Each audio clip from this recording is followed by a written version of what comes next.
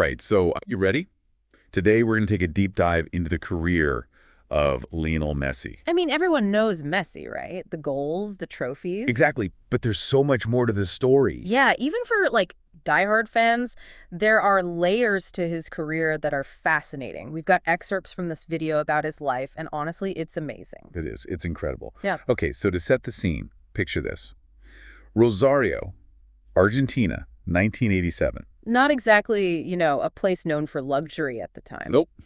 Argentina's going through some really rough economic patches, and it's into this world that Lionel Messi is born on June 24th. And I think that's crucial to remember. This isn't some, privileged kid with everything handed to him. Right. It adds this whole other layer to his rise. Totally. So amidst all this, he gets the nickname La Pulga the Flea. Yeah, some people might think that's a negative thing about his height. But on the field, On the field, it became this symbol of pure talent. it's like he was just too quick, too elusive to catch. Exactly. He wasn't overpowering anyone. He was outsmarting them. And then, you can't forget about his grandmother, Celia. She was the one who really saw his potential early on. Oh, absolutely. A driving force. The video even mentioned that she was the one who, urged him to play, even bought him his first pair of boots. It's like a classic underdog story. Totally.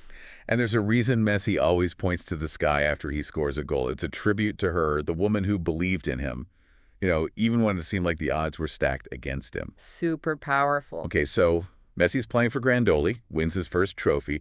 Then it's on to Newell's Old Boys. And get this, he scores almost 500 goals. 500. 500. And we're talking youth football here, but still. It's insane. I mean, that's not just about quantity. It's the consistency at that age, Right, like at 8 or 9 years old, he's already showing this instinct for scoring that most players never develop. Unbelievable. But then comes the huge setback.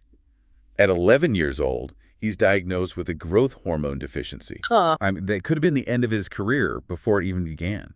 It could have been. I mean, we're talking about a condition that affects height, obviously, but it can also have other health implications.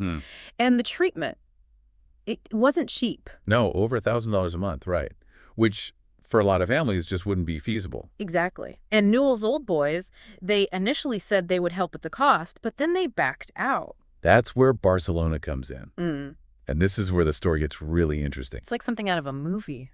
I know, right? Yeah. You have this legendary football club taking a chance on this young kid with incredible talent, but also this big question mark hanging over him. And it completely changes football history. So Barcelona agrees to pay for Messi's treatment, but only if he moves to Spain. Big decision. Huge. And then there's that whole thing with the napkin contract. I mean, come on, that's just too perfect. It really shows how intense that moment was. Well, Barcelona wasn't letting this kid get away. They were so determined to sign him that they actually drew up his first contract on a napkin just to seal the deal then and there. It's crazy. 13 years old, moving to a new country. Yeah. Talk about a culture shock. It couldn't have been easy. No, not at all. I mean, there were transfer issues that prevented him from playing competitively for a whole year. And the homesickness, it was so bad that his family actually ended up going back to Argentina. Oh, wow. Yeah, his dad stayed in Spain with him. But still, imagine being that young and having to deal with all that. That's a lot of pressure. Yeah. But obviously Messi's a special kid. He sticks it out, gets clearance to play, and ends up at La Masia, which is Barcelona's world-famous youth academy. But that's where it all starts to come together. He's part of this group they called the Baby Dream Team, right? Yeah. Right? It's Gerard Piqué, Cesc Fabregas. They were unbelievable. I mean, they were dominating their age group so much that Arsenal actually tried to sign Messi. Seriously. Yeah. Can you imagine how different things might have been? Wow. But he chose to stay at Barcelona. And I think that decision really shaped what we know as modern football. Absolutely. It wasn't just about developing his skills. It was about him finding a system that fit his unique style of play. Exactly. Messi at Barcelona was one thing, but Messi molded in, the Arsenal way. It could have been totally different. Okay, so fast forward to 2005.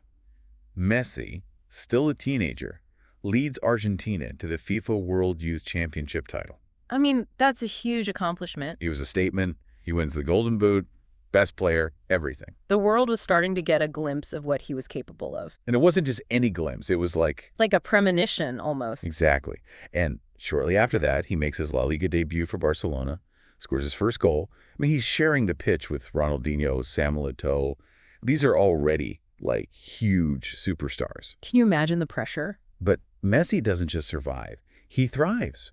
Yeah, he soaks it all up, learns from these legends, and quickly becomes a key part of Barcelona's attack. It's incredible. And then, the symbolic passing of the torch happens. Ronaldinho leaves Barcelona. And the iconic number 10 shirt. It's Messi's. It was almost like it was meant to be. I know, right? This young, quiet kid stepping into the shoes of this flamboyant global icon. That number 10 at Barcelona, it's not just a number, it's like a legacy. It's huge. And Messi, he was ready for it. Oh, yeah. The goals, the vision, the way he moved on the field. It was magic. Pure magic. It wasn't just talent, though. It was his understanding of the game, like his spatial awareness, the timing. Defenders just couldn't figure him out. Nope. And then come the Ballon d'Or awards. The first one in 2009, then 3 more in a row. Dominant. Nobody had ever done that before. He was on another level. Totally. It wasn't just luck, it was pure brilliance. He was redefining what was possible for an individual player. But alongside all of this Barcelona success, there was another story unfolding. His journey with the Argentinian national team was, well, it was complicated. It was. Imagine carrying the weight of a nation's football hopes on your shoulders, constantly being compared to Diego Maradona. Who, basically achieved godlike status in Argentina after winning the World Cup. It's a lot to live up to, even for someone as talented as Messi. Yeah, that's gotta be tough. It wasn't just the Maradona comparisons, though. The Argentinian national team played a different style of football than Barcelona. So it wasn't just the weight of expectations, it was a tactical thing, too. Exactly. At Barcelona, the whole system was built around Messi's strengths. His teammates knew his every move. But with Argentina, it was almost like they expected him to single-handedly win games, just like Maradona did. And that led to some pretty heartbreaking moments, like the 2014 World Cup final, losing to Germany like that. That was tough to watch. You could just see the disappointment in his eyes. He won the Golden Ball for best player in the tournament. But that doesn't really mean much when you don't win the big one. No, not at all. Individual awards are great. But for a player like Messi, it's all about team success, especially on the international stage. And the heartbreak didn't stop there. 2 Copa America final losses in a row, both times against Chile, both times going down to penalty shootouts. I mean, that's going to be crushing. 3 major tournament finals in a row, and each time falling just short. Yeah, it took a toll on him. After that second Copa America loss in 2016, he actually announced his retirement from international football. He was only 29 at the time, seemingly still in his prime, but you could tell he was emotionally drained. All that pressure, the constant scrutiny, it was just too much. It felt like a tragic end to his international career. It did. Luckily, he changed his mind a few months later. I think everyone was relieved. Oh, absolutely. It felt like the right decision, like he had unfinished business with Argentina. And while all of that was going on, back in Barcelona, things were changing too. Yeah, the MSN trio was born. Messi, Suarez, Neymar. Some people say that was the best attacking trio in the history of the game. What do you think? I mean, they were pretty incredible. It wasn't just about individual talent, though. It was the way they clicked together. That synergy, right? Yeah. Suarez with his aggressive, in-your-face style. Neymar, the flashy dribbler, always trying to make something happen. And Messi, the maestro, orchestrating it all. And they won a lot of trophies together, too. A historic treble in 2015. La Liga, Copa del Rey, and the Champions League. They were almost unstoppable. Almost. Football can be a cruel game sometimes. Barcelona started to struggle in the Champions League. Some embarrassing losses, like that 8-2 drubbing by Bayern Munich in 2020. Yikes. It felt like the end of an era. It exposed some weaknesses in the team, right? Yeah. Like they were relying on some aging players. Exactly. And then there were the financial problems Barcelona was having. All of that played a role in what happened next. Because then came the bombshell. Messi's departure from Barcelona in 2021. I think everyone was shocked. I was. I mean, he had been at Barcelona his entire professional career. He was synonymous with the club. Yeah, it felt like the end of an era. It was this perfect storm of factors, really. The financial issues, the Liga's salary cap rules. It all made it impossible for him to stay. It was a sad ending to a legendary chapter. Some fans blamed Messi, said he should have taken a pay cut, but honestly, it was much more complicated than that. Yeah, there were a lot of moving parts. Literally. So he signs with Paris Saint-Germain, reunites with Neymar, and forms this new superstar trio with Kylian Mbappe. The hype was off the charts. Everyone was expecting them to dominate Europe, win the Champions League every year. But it didn't quite work out that way, did it? No, I mean, Messi scored goals, but not at the same rate as he did at Barcelona. And despite all that attacking talent, PSG couldn't win the Champions League. I think it just goes to show that context is everything. At Barcelona, everything was built around him, years of understanding with his teammates. At PSG, it was more like they were trying to force these puzzle pieces together that didn't quite fit. Makes sense. Yeah. So then we get to the 2022 World Cup in Qatar. And Argentina. They lose their first game against Saudi Arabia. What? I know, right? Talk about a shock. People started to think that maybe this was going to be another Messi heartbreak. I mean, after all those finals losses, it was hard not to think that way. But then something amazing happened. They turned it around. Yeah. They battled through the group stage, found their rhythm in the knockout rounds, and somehow they made it to the final. And not just any final, they were facing the reigning champions, France. That final was a roller coaster of emotions. Back and forth, goals galore. Then extra time. And then penalties. Could you even watch? Barely. It was so intense. And guess what? Messi delivered. He scores 2 goals in the final, including a penalty in the shootout. Argentina wins. He finally lifts the World Cup trophy. It was a moment that will go down in history. Pure magic. You could see the relief, the joy, all the weight lifted off his shoulders. He had finally achieved his dream. It was like a fairy tale ending. It was. But then, just when we thought he might be winding down, he throws us another curveball. He leaves PSG and signs with Inter Miami CF in the MLS. I know, right? It wasn't the move anyone expected. A lot of people questioned his motivations, wondered if he was just chasing a big paycheck. But I think there's more to it than that. He genuinely seems happy in Miami. I agree. This isn't about money or comfort. This is about legacy. He's taken on a new challenge, playing in a league that's still developing, trying to raise the profile of the sport in a new market. That's pretty impressive, actually. It is, and he's winning. Inter Miami was struggling before he arrived, and now they're lifting trophies. He's brought this new energy to the team, this belief that they can achieve anything. Like he's injected them with his magic. Exactly. And the best part is he looks like he's having fun again. It's like he's rediscovered his love for the game away from the pressure of European football. So if we look at his whole career, this move to Miami is actually a pretty significant chapter, right? I think so. It shows that for Messi, it's not just about personal glory. It's about pushing boundaries, leaving a lasting impact on the game. He's challenging the status quo, showing that there are different ways to achieve greatness. It's inspiring. It is. He could have stayed in Europe, played for another top club, but he chose something different, something more meaningful. Something more impactful. Yeah, exactly.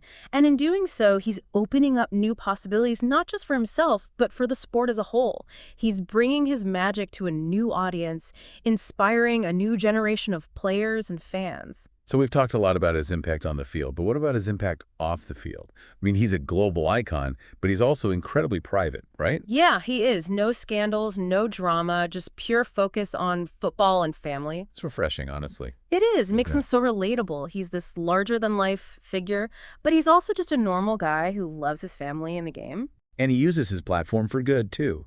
His foundation supports children in need all over the world.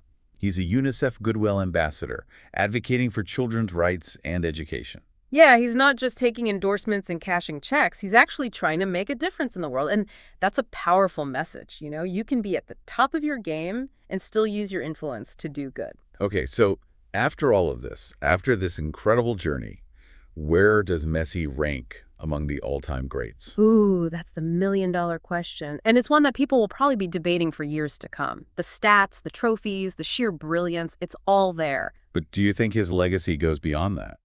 I think it does. I think he's more than just a collection of accolades. He's a symbol of resilience, of dedication, of overcoming obstacles. He's shown that size doesn't matter, that with hard work and belief, you can achieve anything you set your mind to. And he's done it all with this incredible humility. It's pretty rare to see that in a superstar athlete these days.